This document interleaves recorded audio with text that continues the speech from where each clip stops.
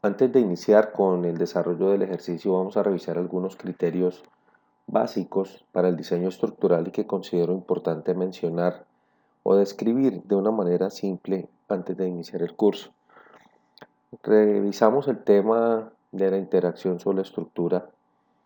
Vamos a definir qué es importante para entender los movimientos que se producen y saber cómo reaccionan los edificios en la zona donde se va a ubicar el proyecto.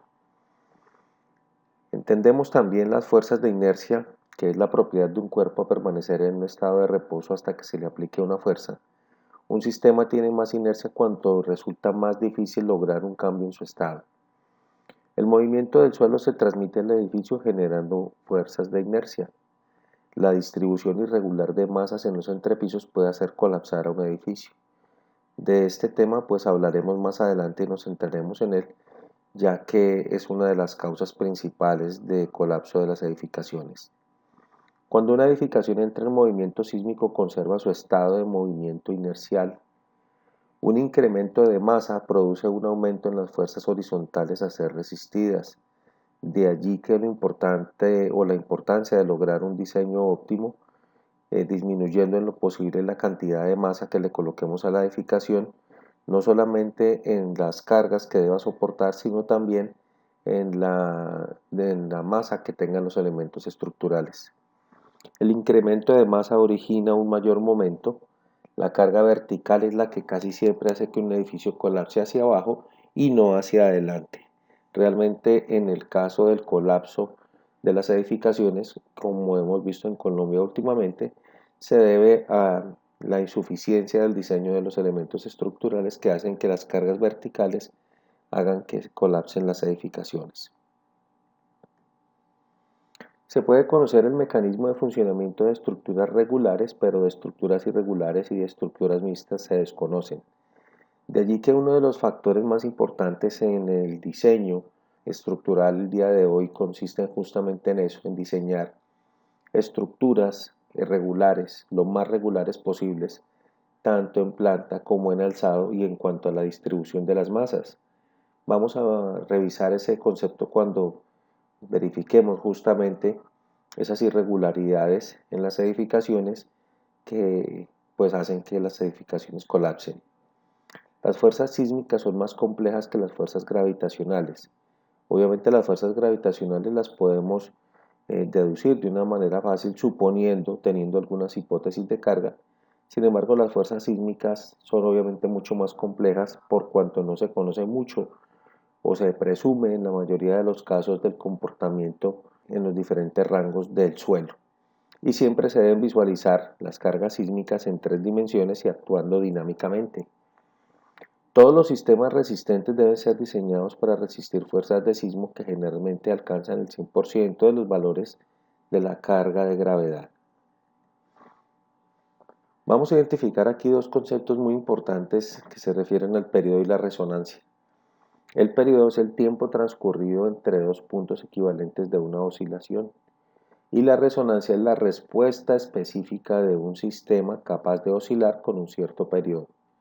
Entonces aquí en esta gráfica vemos que la suma de las amplitudes de ambos movimientos ondulatorios y su superposición se llama interferencia constructiva. Vemos la superposición de estas amplitudes de onda. Vamos a ver cómo genera una onda obviamente con unos valles y unas crestas mucho más altos. Pero ¿qué significa todo esto?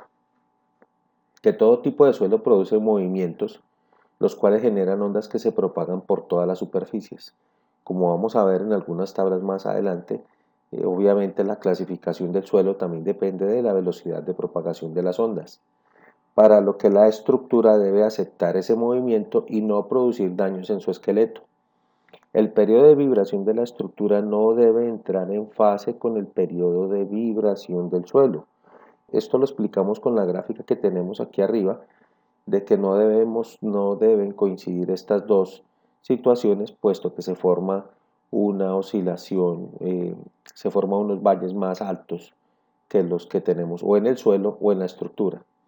Los periodos naturales del suelo pueden oscilar entre 0.5 y 1 segundo, por lo que se debe conseguir un periodo de vibración, hablando de la edificación, distinto en el caso contrario puede entrar en resonancia. Y como vimos, la resonancia es la respuesta específica de un sistema capaz de oscilar con un cierto periodo. La resonancia o interferencia constructiva significa la amplificación de las ondas sísmicas, provocando una amplificación excesiva de la respuesta estructural. Entonces, digamos, en ese caso estaría sobre esforzada la edificación, ya que debe asumir no solamente la vibración o el periodo producido por las ondas sísmicas, sino también producido por su propia oscilación. Los periodos naturales de los diferentes tipos de suelo dependen de sus propiedades físicas. Cuando se diseña es conveniente estudiar los periodos fundamentales tanto del edificio como del lugar y evitar ese fenómeno que vimos que se llama resonancia. Para esto es importante el estudio de suelos y su clasificación. Desafortunadamente en el campo práctico colombiano pues se ve que en la mayoría de los casos, no solamente en lo que corresponde al diseño sino a la revisión, se encuentran suposiciones o hipótesis y en la mayoría de los casos se presumen suelos de tipo D y se asumen análisis sísmicos que no corresponden a este tipo de suelo, como vamos a ver más adelante. Mientras las estructuras son más altas, su comportamiento es más flexible, su periodo es más alto y su rigidez es menor. Es importante analizar estos conceptos que vamos determinando, puesto que son claves en el momento de realizar nuestro diseño óptimo. En esta gráfica vemos que en septiembre de 1985 miles de construcciones mexicanas se derrumbaron porque el sismo tenía una frecuencia que era igual a las frecuencias de oscilación de los edificios. Entraron en resonancia y no contaban con mecanismos para amortiguar las vibraciones. Este tema del amortiguamiento estructural pues hace parte también de nuestros conceptos que vemos en la especialización virtual en el tema de estructuras. Vamos a revisar un poco el tema de los espectros de respuesta. El espectro de respuesta relaciona la naturaleza del movimiento del suelo con un intervalo de periodos naturales y representa en realidad el comportamiento del suelo. De allí que una de las formas de determinar pues adecuadamente los movimientos del suelo es justamente el espectro. El espectro no es más que el promedio de los sismos en un sitio determinado donde la edificación se comportaría de esa manera y no de otra. Por eso es tan importante determinar el espectro. En el caso colombiano, pues relaciona importantes factores, incluso se incorporaron en la NSR10 otros factores para poder determinar de una manera más adecuada el espectro de respuesta. Para la colocación de las fuerzas horizontales por piso se considera la posición más desfavorable incorporando la excentricidad accidental del 5% de la luz mayor para ambos ejes. Esto es importante ya que, como vamos a ver cuando se hagan algunos chequeos, pues vamos a determinar justamente cómo colocar esta excentricidad accidental del 5% y garantizar que nuestro diseño estructural cumpla con este requisito.